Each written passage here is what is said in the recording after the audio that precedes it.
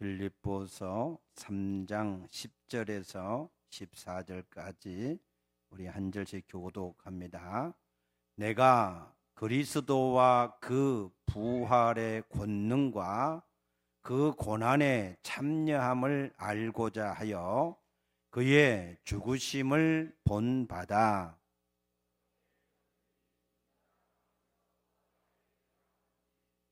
내가 이미 얻었다 함도 아니요 온전히 이루었다 함도 아니라 오직 내가 그리스도 예수께 잡힌 바 된 그것을 잡으려고 달려가노라.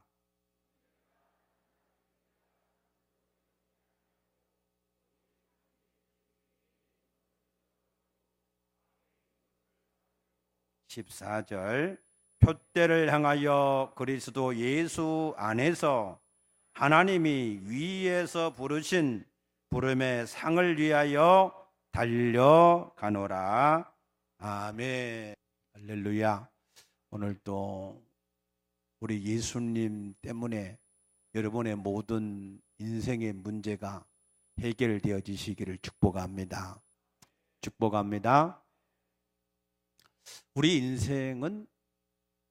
우리는 우리 인생을 반드시 성공을 시켜야 합니다. 왜 그러냐 하면 하나님이 우리를 지으실 때 이사야서 43장 7절에 보니까 내 영광을 위하여서 지었다 그랬고 21절에 보면은 내 찬송을 위해서 지었다라고 말씀하셨습니다. 우리가 우리 인생을 성공을 시켜서 하나님께 영광이 되어지게 하고 그 하나님을 찬송하게 하는 것이 하나님의 우리를 향하신 뜻인 줄로 믿습니다. 그래서 우리는 우리 인생을 반드시 성공을 시켜야 하는데 과연 하나님께서 원하시는 성공은 어떤 성공일까 하는 것입니다. 요즘 들불처럼 번지고 있는 미투 운동이 많은 사람들의 가슴을 조이게 하고 있습니다. 저도 이번에 깜짝 놀랐습니다. 우리나라 모든 법조계, 문화, 연예계, 종교계까지 이처럼 많은 죄악이 가득한 그런 사회가 되었을까? 어쩌면은 사단이 이처럼 음란한 영을 우리 사회에 만연하게 해놨을까? 아마 이게 틀림없이 인터넷의 많은 발달에 의한 영향력도 있겠지요. 음란한 동영상 같은 것들이 너무 쉽게 모든 사람들이 접하게 되어지니까. 그런데 그 이전에도 지금 나이가 많은 70대 이런 분들이 젊었을 때에도 그런 어떤 음란한 일들이 가득했다고 하니까 꼭 세상을 탓할 수만은 없는, 그러나 굉장히 많은 우리 사회 전반에 이러한 악한 영들이 겉으로는 멀쩡해 보이고 화려해 보이고 유명해 보이는데 근데 그 속에서는 그 사단의 영에 붙잡혀서 그렇게 살아가고 있었다라고 하는 것을 생각할 때 정말 사단의 계계가 우리가 방심하고 그냥 방치를 해야 될 그런 일이 결코 아니다라고 하는 생각이 저절로 들었습니다. 그러한 피해자들이 왜 그러한 피해를 그때 당시에는 말할 수가 없었습니까? 그 가해자들이, 그 피해자들이 달려가고자 원했던 성공의 가도에 막대한 영향력을 가지고 있기 때문에 그 사실들을 폭로하면 자기들 인생의 성공의 길에 많은 안 좋은 영향력이 있을 거라고 하는 두려움 때문에, 그래서 그들은 그러한 자신을 피해를 당하면서까지 자기 인생을 성공시키려고 하는 그러한 삶을 살았지 않는가 하는 생각이 듭니다. 세상적인 성공이라고 하는 것은 남들과의 경쟁에서 좀 더 우위에 서고 좀 더 많은 것을 가지고 좀 더 유명해지는 것들이, 그러한 것들이 자기 인생을 성공시키는 일이라고 생각을 합니다. 그래서 그 성공을 이뤘을 때 마치 자기 인생을 성공시켰다라고 생각을 하게 되는 것입니다. 그러나 하나님이 원하시는 성공은 그런 것이 아닙니다. 누가복음 12장 19절 이하의 말씀 보게 되면 한 부자가 어느 날 농사를 했는데 농사가 너무 잘 된 거예요. 그래서 그 수확물을 다 거둬들이려고 생각을 하니까 지금 있는 곳과는 너무 좁아서 다 거둬들일 수 없는 겁니다. 여러분에게도 그와 같은 복이 임하기를 축복합니다. 그래서 그 부자가 생각하기를 이제 헌 곳간을 헐어내고 새 곳간을 지을 때 크게 짓자. 그래서 그 모든 수확물을 거기에 다 거둬들이고 물건도 다 거기다 쌓아놓고, 그래서 이제는 잘 먹고 잘 살아보자, 그렇게 생각하면서 너무 기분 좋아 있는데 그때 하나님이 그에게 말씀합니다. 어리석은 자라고. 우리는 성공이 이 세상 속에서 다른 사람과 경쟁해서 더 많은 것을 가지고 더 높은 자리에 올라가고 더 유명해지는 것이 우리 인생의 성공이라고 여겨서 그렇게 살아가지만 하나님은 아니라는 거예요.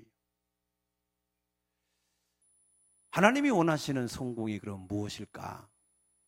짐 얼리어치라고 하는 사람은 이렇게 기도했습니다.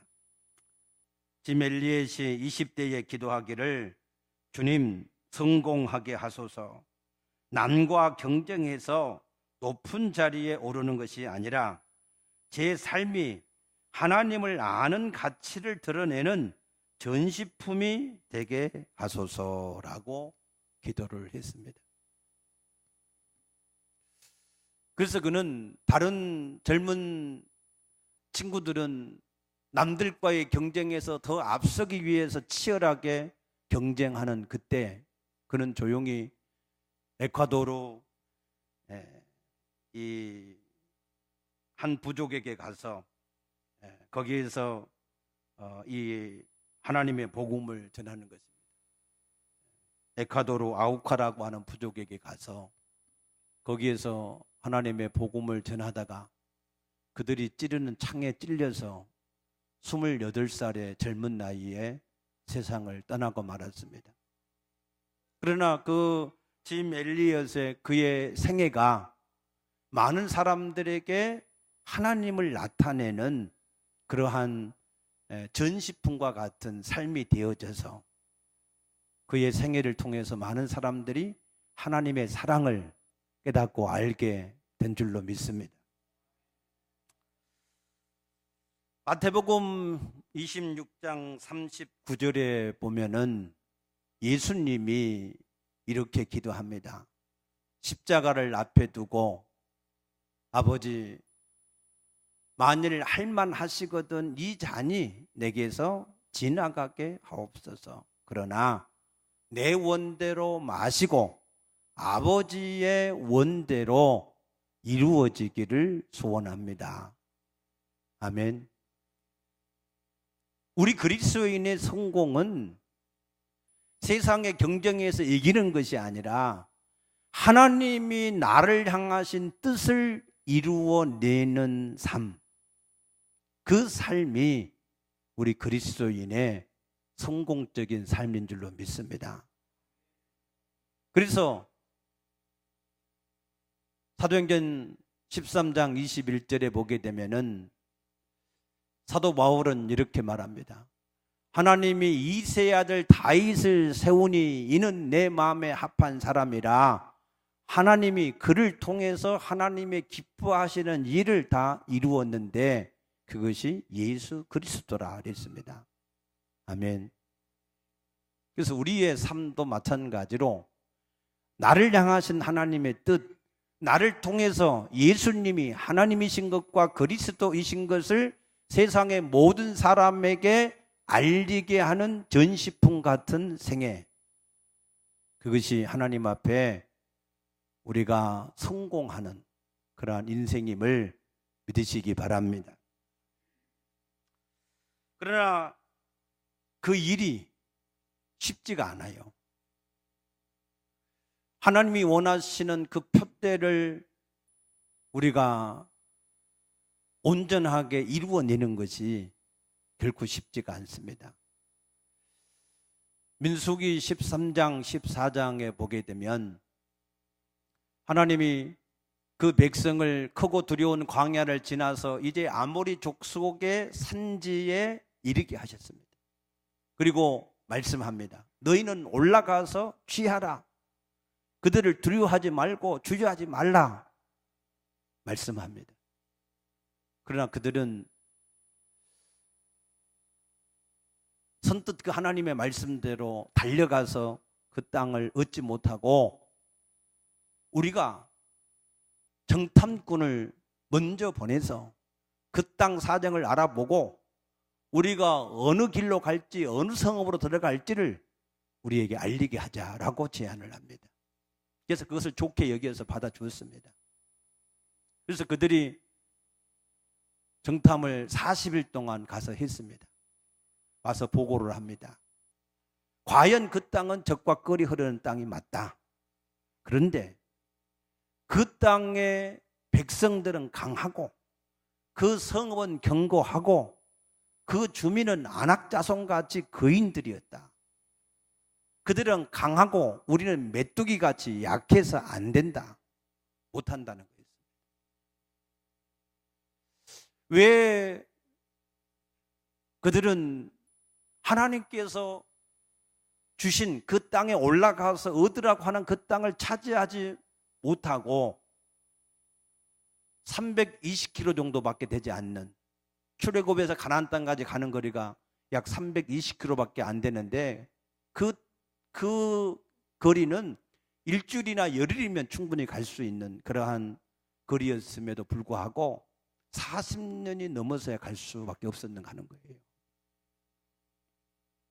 그들은 표대를 잃어버렸기 때문에 그렇습니다. 표대가 뭡니까? 표대는 그 일을 이루어 가시는 하나님이 그들의 표대였습니다. 갈렙과 여호수아는 말합니다. 여호와께서 우리를 그 땅으로 들여 넣으시고 그 땅을 우리에게 주실 것이다. 그들은 우리의 밥이다. 믿습니까? 그 일을 이루어 가신 분은 하나님이라는 거예요. 하나님. 하나님이 그 일을 하실 것이라는 거예요. 그런데 그들은 그 표대를 바라보지 못하고 자기 자신을 본 거예요. 일을 이루신 분이 하나님인데 그 하나님을 보지 못하고 자기 자신을 보니까 자기 자신들이 거기에 가려고 하니까 그 땅에 있는 백성들이 보인 거예요. 성읍이 보인 거예요. 그들의 신장이 보인 겁니다. 그래서 그들은 할 수가 없었던 것입니다. 사무엘상 15장에도 보면은 똑같은 유형의 사건이 나옵니다. 하나님은 사울 왕에게 너는 가서 아말렉에 있는 모든 사람과 짐승을 다 전멸하라 했습니다.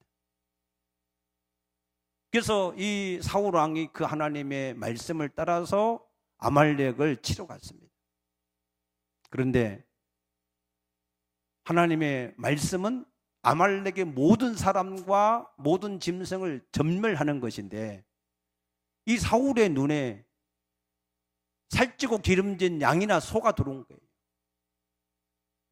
그래서 그 살찌고 기름진 양과 소를 죽이지 않고 멸하지 않고 그것을 살려서 가지고 돌아온 것 때문에 사울 왕은 하나님의 뜻을 이루는 생애가 되지 못하고 하나님 말씀을 버렸으므로 하나님께로부터 버림을 받아서 그 인생을 실패하게 하는 그런 사람이 되고 말았던 것입니다. 믿습니까? 그래서 우리가 하나님 앞에서 우리 인생을 성공을 시키려고 그러면은 우리 인생의 푯대를 우리가 분명히 알고 그 푯대를 계속해서 바라보고 우리가 나가야만 승리할 수가 있습니다. 그래서 디모데후서 4장 8절에 보게 되면은 사도 바울이라고 하는 사람이 이렇게 고백하지요. 이제 이후에 나를 위해서 의의 면류관이 예비가 되었노라.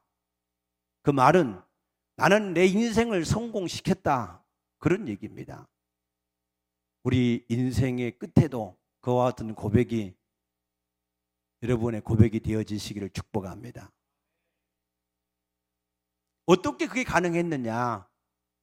오늘 여기 14절 말씀 보니까 푯대를 향하여 그리스도 예수 안에서 하나님이 위에서 부르신 부름의 상을 위하여 달려갔노라 그랬습니다.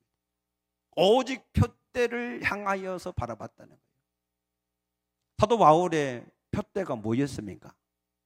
사도 바울은 1차, 2차, 3차 전도 여행을 마치고 사도행전 19장에 보면은 내가 로마도 보아야 하리라 라고 하는 푯대를 가지고 있었습니다. 그 푯대를 이루어 가는데 쉬운 일이 아니었어요. 사도 바울에게는 엄청난 많은 고난이 있었습니다. 고린도후서 11장 23절 이하의 말씀 보게 되면은 40에 하나 가만한 매를 5번이나 맞고 태창으로 맞고 돌로 맞고 죽을 뻔하고 바다의 표류가 되어서 일주일이나 지내게 되고 광야의 위험과 동족의 위험과 광야의 이 모든 이 강의 위험과 여러 가지 많은 헐벗고 굶주리고 춥고 배고프고 그런 많은 어려움들이 있었어요. 그냥 쉬운 게 아니었어요.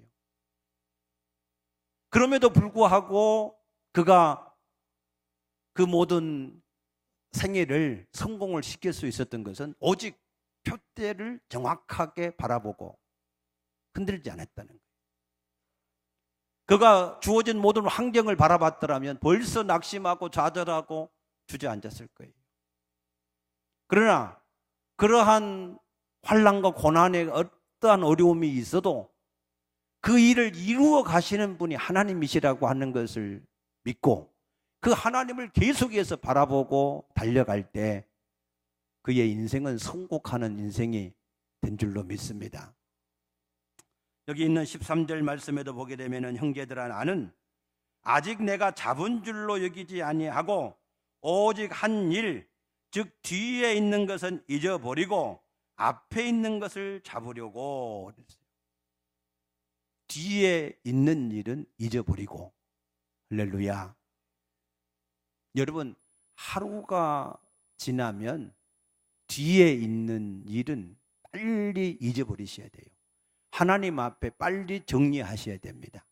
회개할 건 회개하고 감사할 건 감사하고 끝내셔야 돼요.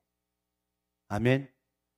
과거에 붙잡혀 있으면 미래를 위해서 달려갈 수가 없어요.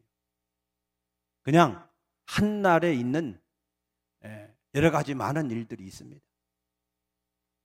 그런데 거기에다가 우리의 눈을 고정시키고 그거에 관심을 가지면 앞으로 갈 수가 없어요. 오직 앞에 있는 푯대, 그것을 잡으려고 그것만 바라보고 가야 되는 것입니다. 믿습니까? 그래야 우리의 인생을 성공시킬 수 있습니다. 그래서 사도 바울은 수없이 많은 환난과 궁핍과 고난과 배고픔, 아마 우리들 같으면 벌써 다 나자빠졌을 거예요. 다 포기하고 주저앉고 원망하고 불평하고 다 엉망을 만들었을 겁니다. 그러나 사도 바울은 오직 앞에 있는 것을 잡기 위해서 표대를 바라보고 계속해서 달려갔기 때문에, 그래서 디모데후서 4장 7절에 그의 인생을 한마디로 고백합니다. 내가 선한 싸움을 다 싸우고 달려갈 길을 다 가고 믿음을 지켰으니. 아멘. 우리에게 주신 달려갈 길, 그 길의 표대를 바라보고 수없이 많은 그러한 많은 일들, 우리의 눈길을 다른 데로 만들고 관심을 다른 데로 만들고 우리 마음을 빼앗아가는 그러한 모든 일들, 그걸 다 사로잡아서 하나님 말씀에 복종시켜가면서 그러면서 그 길을 달려갔다는 거예요. 그러므로 사도 바울이 그 인생을 마쳤을 때에 그가 성공하는, 하나님의 뜻을 이루는 통로로서의 자기의 생애가 되어진 줄로 믿습니다. 우리 인생도 하나님 앞에서 세상의 사람들이 추구하는 세상적인 성공, 남보다 더 우위에 서고 모든 것을 더 많이 소유하고 더 다른 사람들한테 유명해지는 그러한 성공이 아닌 하나님의 뜻을 이룰 수 있는 전시품과 같은 생애, 아멘, 그런 성공하는 인생이 되어질 수 있기를 축복합니다. 아멘. 가스펠 중에 주여 이 손을 꼭 잡고 가소서라고 하는 곡이 있습니다. 이 곡은 마틴 루터 킹 목사님이 흑인 인권 운동을 할 때에 주로 불렀던 곡으로서도 유명합니다. 이 작곡가는 토마스 앤드류 도루시라고 하는 사람인데, 이 사람은 블루스 피아노 연주가로도 활동을 많이 했습니다. 그가 그의 고향인 시카고를 떠나서 이 연주 여행을 할 때에 어느 날 그에게 비보 한 장이 날라왔습니다. 당신의 아내가 죽었습니다 라고 하는 비보였습니다. 그래서 급히 공연을 중단하고 시카고로 돌아와서 보니 자기 아내가 어린아이를 출산하다가 죽은 것입니다. 불행히도 그날 밤에 그 아이도 함께 죽었습니다. 도르시는 너무나 큰 슬픔에 붙잡혀서 모든 바깥 출입을 중단하고 집에서 집거를 했습니다. 그리고 그는 이렇게 고백합니다.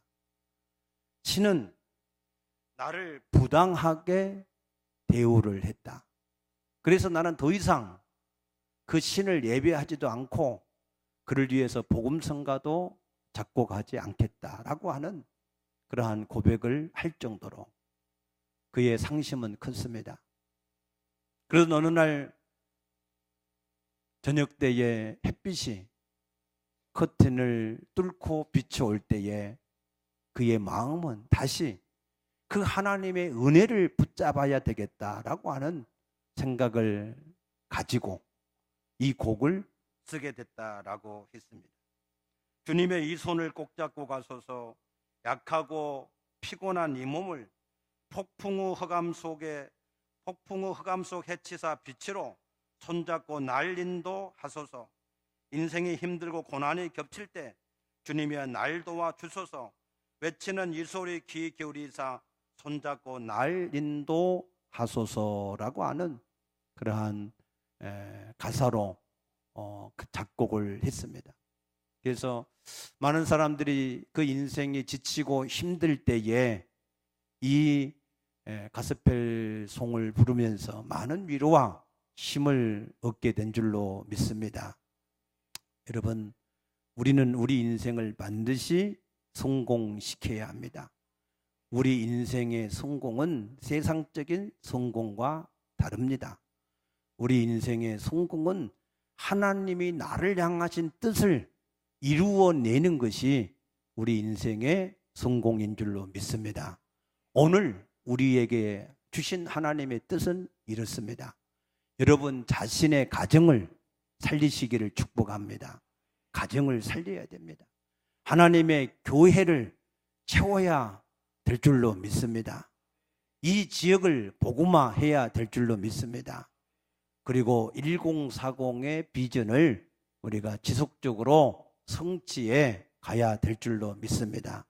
저는 이것이 하나님이 오늘날 우리를 향하신 하나님의 뜻이라고 분명히 믿습니다. 그래서 우리가 이것을 이루어 가기 위해서, 이것을 이루어 가시는 분은 우리가 아니라 하나님이십니다. 믿습니까? 그 하나님은 우리가 가지고 있는 어떤 문제보다도 크신 하나님이신 것을 믿으시기 바랍니다. 그것을 항상 기억할 수 있기를 축복합니다.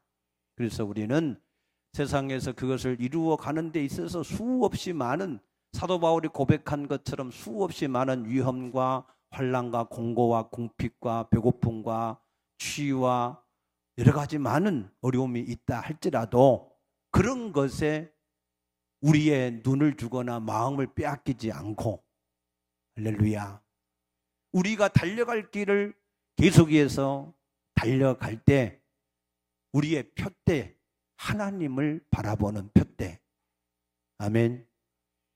그 표대를 계속해서 바라보고 믿음으로 나가면, 그 하나님께 우리의 인생을 의뢰하고 의지하고 나가면 하나님께서 반드시 그것을 우리 가운데 이루어 주실 줄로 믿습니다. 그러므로 여러분의 인생이 표대를 정확하게 바라보고 계속해서 믿음으로 달려갈 길을 달려감으로 여러분의 인생이 마침내 승리하는 그런 다윗과 같은 그런 인생이 되어질 수 있기를 축복합니다. 축복합니다. 기도하겠습니다. 사랑의 주님, 감사합니다. 하나님은 우리가 우리 인생을 성공하기를 원하십니다.